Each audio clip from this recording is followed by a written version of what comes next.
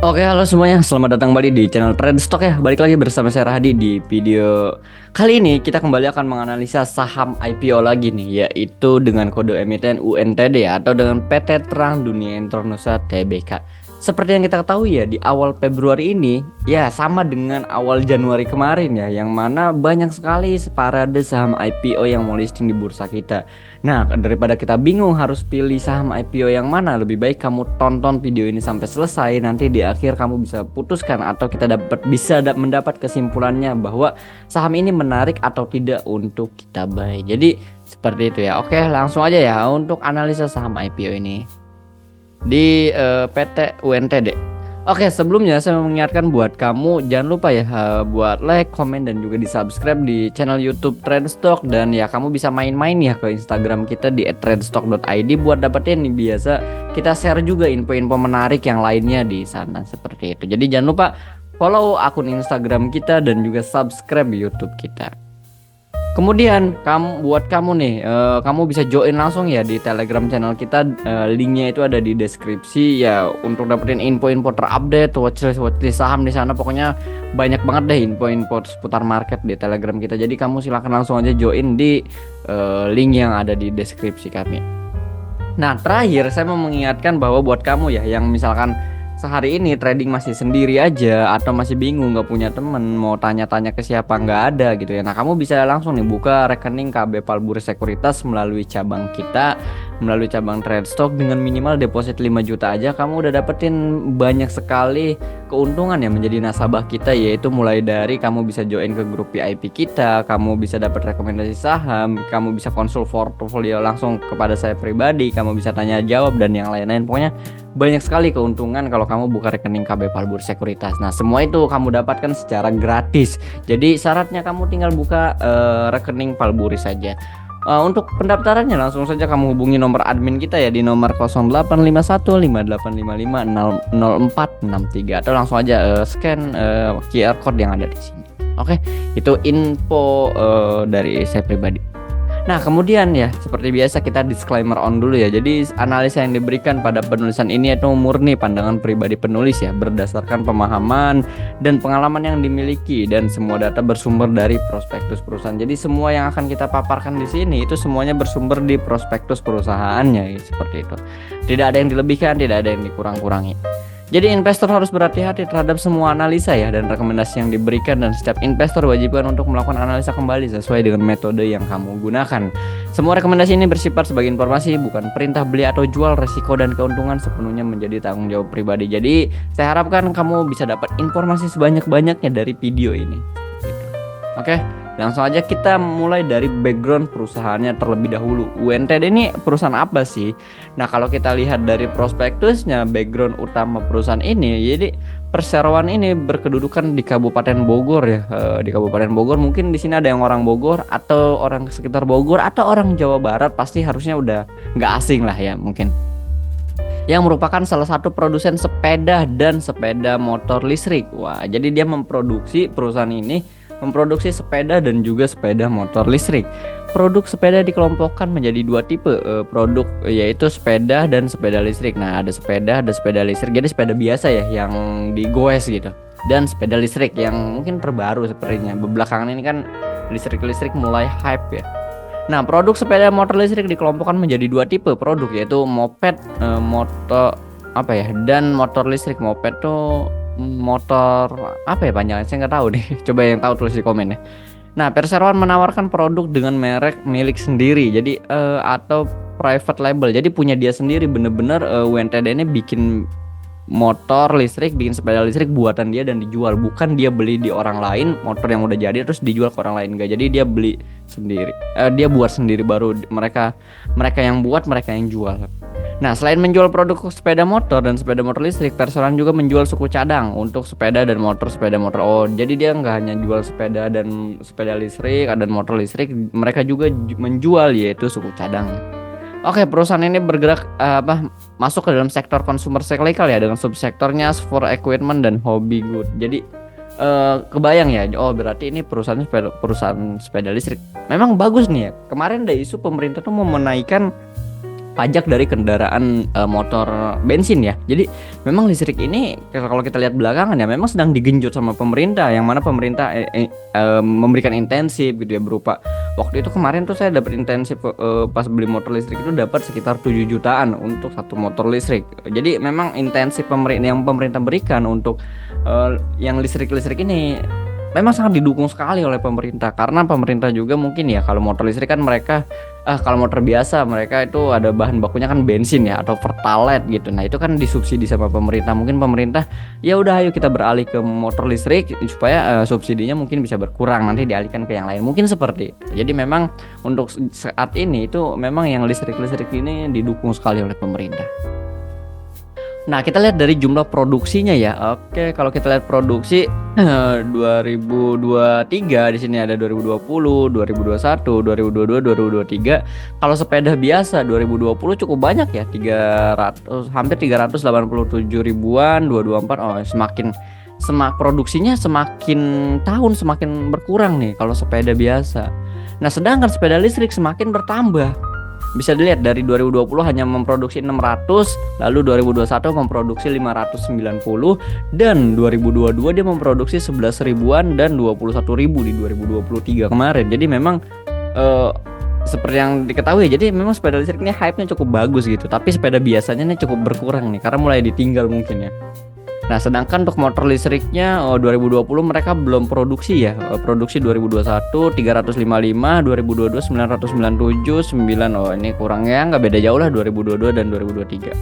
Dan sedangkan suku cadangnya juga terus kurang ya. Mungkin memang sepeda listrik ya yang menjadi idaman kayak kita cuma ya di kompleks atau mungkin di perkampungan perdesaan ya. Itu kayaknya cuma buat ya keliling deket-deket ke warung kemana, itu memang sepeda listrik itu banyak sekali ya, apalagi buat anak-anak gitu. Seperti itu. Nah, untuk kapasitas produksinya di sini kamu bisa cek sendiri ya. Ini kita fokus ke jumlah produksinya. Jadi ya bisa dilihat memang sepeda listriknya di sini yang menjadi bagus ya. Jadi trennya tuh pertumbuhannya naik terus dari sisi jumlah produksi mereka. Nah, kemudian ini ya produk-produk yang mereka hasilkan ya dari si UNTD. Oh, ini motor listriknya ini United e-motor ya namanya. Terus sepeda listriknya United e-moped. Oh, ini yang e-moped tuh. Lalu ini United series. Saya dulu pernah punya sepeda ini ya, United. Jadi memang United ini salah satu produk mungkin cukup terkenal lah ya, mereknya United gitu ya, atau United itu lumayan bagus ya. Saya pernah punya waktu itu ini. Tapi kalau motor listrik ini kayaknya kalau lihat di jalan-jalan ya, kayaknya memang cukup jarang sih kalau saya melihat pribadi ya. Nggak tahu kalau kalian mungkin di daerah Bogor gitu ya atau Jakarta sekitarnya, tapi memang lebih banyak tuh kayak pesaing mereka ya, merek lain kayak Winfly, kayak Goda. Itu kayaknya Winfly itu kayaknya lebih dominan ya, mendominasi. Tapi yang seperti ini saya jarang sih menemukan. Tapi dari sisi produksinya cukup banyak sih, mungkin di daerah saya itu yang cukup jarang. Nah ini ya, pokoknya kamu bisa lihat sendiri ada produk-produknya, ada 7 produk di sini. Ada sepeda anak-anak, orang dewasa, motor listrik baru satu tipe mereka punya, dan sepeda listrik. Nah, oke, kemudian kita lihat di bagian penawaran umum sahamnya. Jadi dari sisi penawaran umum saham, dia akan sebanyak-banyaknya menawarkan 1,6 ribu lembar saham ya. Persentasenya sebanyak 25%, nilai nominalnya 25 per saham. Jadi modalnya setiap saham tuh di 25. Untuk harga penawarannya di range area 170 sampai 240 setiap saham. Oh, cukup oke sih. Biasanya favorit tuh di 100-an lah ya. Di 100-an itu pokoknya favorit sih kalau saya pribadi. Total hasil penawaran umum mereka akan mendapat sekitar ya hampir 400 miliar ya untuk si UNTD ini. Nah, saham-saham yang ditawarkan dalam rangka penawaran umum perdana saham ini seluruhnya adalah saham baru yang dikeluarkan dari portfolio perseroan dan akan memberikan kepada pemegangnya hak yang sama. Oke, jadi saham baru yang dikeluarkan. Bagus, oke. Dari sisi penawaran umum lumayan. Nah, kita lihat dari kepemilikan saham perseroannya. Oke, dari sisi kepemilikan saham perseroan, yang pertama nih pemilik utamanya ada Pak Tan Chong Ing. Oke, dia punya ya pengendali ya 22% ya. Lalu Stephen Mulyadi, Andre Mulyadi, Henry Mulyadi, Tan Erik Raharjo. Wah, memang nama-nama pribadi semua ya. Jadi 20, 15 ya nggak beda-beda jauh lah. Paling kecil yang punya Tan Erik Raharjo 1,8%. Ini untuk masyarakat ya, masyarakat di 25%. Nah ini kan sebelumnya kepemilikan sebelumnya, lalu setelah IPO mungkin agak terdelusi, tapi dari sisi jumlah tetap sama, hanya beda dari sisi persentasenya berkurang seperti itu. Oke, ini pengendali-pengendalinya. Kemudian kita lihat pembatasan saham perseroannya ya. Jadi tidak terdapat pihak yang memperoleh efek bersifat ekuitas dari perseroan dengan harga nilai atau konversi dan atau harga pelaksanaan di bawah harga penawaran umum perdana saham dalam jangka waktu 6 bulan sebelum penyampaian pernyataan pendaftaran ke OJK. Dilarang untuk mengalihkan sebagian. Jadi intinya ini nggak ada masa lock up ya. Jadi karena tidak ada yang mendapatkan atau ya tidak ada yang mendapatkan harga penawaran umum ini dalam jangka waktu 6 bulan sebelum dinyatakan ke OJK, jadi nggak ada, mereka nggak ada masa lock up 8 bulan, nggak ada. Jadi mereka bisa aja jualan. Tapi di sini ada komitmen nih dari Andre Mulyadi, Stephen Mulyadi, dan Henry Mulyadi, selanjutnya disebut sebagai para pemegang saham pengendali, telah bersedia untuk tidak mengalihkan pengendaliannya pada perseroan sampai dengan sekurang-kurangnya 1 tahun ya, hampir 12 bulan setelah pernyataan pendaftaran penawaran umum perdana saham perseroan menjadi efektif. Hal ini telah diungkap oleh para pemegang saham pengendali perseroan pada surat. Nah, tapi memang secara aturan mereka nggak ada masa lock up, tapi mereka membuat surat pernyataan khusus nih, yang mana pada tanggal 12 Oktober ini mereka nggak akan jualan katanya selama 1 tahun. Ya, kita lihat aja. Nah, lalu penggunaan dana IPO-nya, seluruh dana hasil dari penawaran umum perdana saham ini setelah dikurangi akan dibelikan ya untuk modal kerja. Jadi 100% untuk modal kerja untuk melakukan pembelian bahan baku sepeda motor listrik dan moped, antara lain untuk pembelian frame, baterai, dynamo, wheel sheet, multi information display ya, speedometer digital, GPS, brake system, dan suspension. Jadi ya 100% untuk modal kerja. Bagus. Oke, kita lihat dari laporan laba ruginya gimana ya. Perusahaannya apakah profitable atau enggak? Kita lihat dari sisi penjualannya dulu di sini. Penjualan neto per 2020 menjual hampir 600 miliar ya, 646 miliar.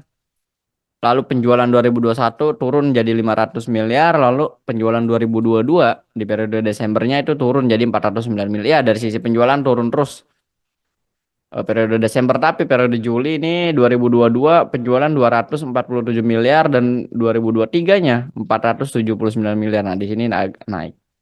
Oke, dari itu dari sisi penjualan. Kemudian akhirnya apakah mereka profitable? Kalau secara historis ya 2020 mereka profit hampir 46 miliar ya, 46,6 ya, 47 kurang lah dikit. Lalu 40 di periode 2021-nya 41 miliar, jadi turun nih. Turun. Lalu kemudian di 2022 naik sedikit ke 42 miliar ya, naik 1 miliar. Jadi eh, kisarannya itu di periode Desember 2020, 2021, 2022 itu ya 40 miliaran ya untuk profitnya, labanya. Di periode Juli 2022 itu mereka profit 21 miliar, dan 2023-nya Juli ini profit 46 miliar. Wih, naik lumayan drastis, hampir naik ya 100 kali lipat ya, bisa dibilang ya, dari 21 ke 46. Lumayan cukup oke. Jadi ya intinya ini perusahaan profitable ya. Dari historis profit memang ya agak sedikit nurun, terus dia naik lagi ya. Oke lah. Harusnya dari laporan keuangan kita lihat masa lalunya ini bagus sih. Bagus karena masih profit. Berarti perusahaannya perusahaan yang bisa dibilang oke lah. Nah, lalu kita lihat dari riwayat pembagian dividen ya. Apakah perusahaan ini akan membagi dividen setelah dia listing? Nah, kalau kita lihat riwayat pembagian dividen dilakukan perseroan dalam waktu 3 tahun terakhir ya. Ini 3 tahun terakhir. Nah, mereka ada bagi dividen ya ternyata dari 2020, 2021, 2022. Jadi bukan tidak mungkin ketika dia listing nanti ini dia pun akan membagikan dividen kepada para pemegang sahamnya atau kepada para investornya. Ya cukup menarik. Nah, kemudian kita lihat dari sisi valuasinya ya. Mereka akan listing di harga 170 sampai 240 ya. Kita estimasi aja di sini. Kalau 170 PS-nya itu 1,7 kali, PE-nya 17 kali, PBP 2,3 kali, dan market cap 1 triliun ya, lumayan besar ya market cap 1 triliun. Di sisi sama IPO biasa kan hanya ratusan miliar. Lalu di harga IPO 240, PS-nya 2,5 kali, PR-nya 24 kali, PBP 2,6, market cap 1,6. Ya, it's okay lah ini. Mahal sih, tapi nggak mahal. Menurut saya sih nggak mahal-mahal banget lah ya. Tapi memang di duaan PBP-nya ya mungkin ya normal lah gitu ya. Oke, itu dari sisi valuasi. Nah, kemudian ini underwaternya. Buat trader nih kayaknya penting banget nih buat ngeliat underwater ini ya. Jadi penjamin emisi efek. Ada dua di sini, ada YP dan juga OD ya. YP ini Mirai Aset Sekuritas dan OD ini BRI Dana Sekuritas. Historis mereka selama 2023 gimana sih? OD 2023 telah mengawal tiga saham IPO yaitu NSSS, Aman, Cuan. Nah, paling bagus Cuan ya ARA 6 kali karena ya memang ini punya Pak Prajogo Pangestu yang mana saham-saham Pak Prajogo memang IPO-nya tuh luar biasa. NSSS close-nya hijau tapi dia naik terus, Aman juga sama close-nya hijau tapi setelah itu dia naik terus karena apa? Karena bobotnya tuh besar. Jadi nggak mungkin dia hari pertama ARA tuh agak susah. Makanya tapi hijau tapi naik terus. Lalu 2024 yang terbaru ada MSJA ya, baru kemarin dia close-nya hijau ya lumayan lah. Dan sedangkan YP sendiri di 2023 BMBL nih memang cukup jelek nih. Ini yang bimbingan belajar itu ya, cukup jelek memang dari perusahaannya juga nggak bagus itu. Kill-nya close hijau, RL close hijau, ini RL nih anak usahanya Era ya waktu itu. CBR Ara 2 kali, NSSS kalau si hijau ya balik lagi ya. Dulu YP sama Ode bareng ngawalnya NSSS, sekarang dia bawa bareng lagi nih ngawal UNTD. Ya secara dari sisi underwater nggak ada yang jelek ya. Mungkin YP aja karena sebenarnya BMBL ini kan sebenarnya waktu itu ARB Ara ARB-nya tuh di 10%-an ya. Jadi kurang oke sih. Eh ARB 6 kali itu sekitar 60 sama kayak ARB 2 kali lah kalau normalnya kayak gitu ya. Jadi dari sisi underwater lumayan oke sih menurut saya pribadi. Nah, jadwal IPO ini ya kamu harus perhatikan jadwalnya ya. 11 sampai 22 Januari untuk masa penawaran awal. Nah, untuk saat ini sudah lewat ya karena per video ini di shoot ini tanggal 20 berapa nih? Tanggal 27 jadi udah lewat. Nah, masa penawaran umum kamu bisa tunggu kalau mau beli nanti di tanggal 1 sampai 5 Februari. Lalu tanggal penjatahan di 5 Februari, distribusi tanggal 6 dan listing di Bursa Efek Indonesia tanggal 7 Februari. Memang masih awal Februari. Jadi perhatikan tanggal ini kalau kamu mau pesan. Oke. Kemudian, oke itu aja untuk kita bahas lengkap saham IPO dari UNTD ya. Kesimpulannya apakah menarik ya? Ini sama sih menarik menurut saya pribadi. Apakah saya akan beli ya? Sepertinya cukup oke sih. Kalau ngelihat market belakangan ini lagi jelek, ya market kan jelek banget nih. 2 minggu ini sebenarnya agak jelek. Seminggu terakhir kemarin tuh lebih jelek lagi. Marketnya sepi ya mungkin sama IPO bisa jadi jawaban untuk kita ya. Jadi itu aja. Kamu kalau misalkan mau tanya saham IPO apa lagi yang harus kita analisa, tulis aja di kolom komentar. Oke. Jangan lupa buat kamu yang suka video ini like, komen dan juga di subscribe. Sampai jumpa di video-video selanjutnya.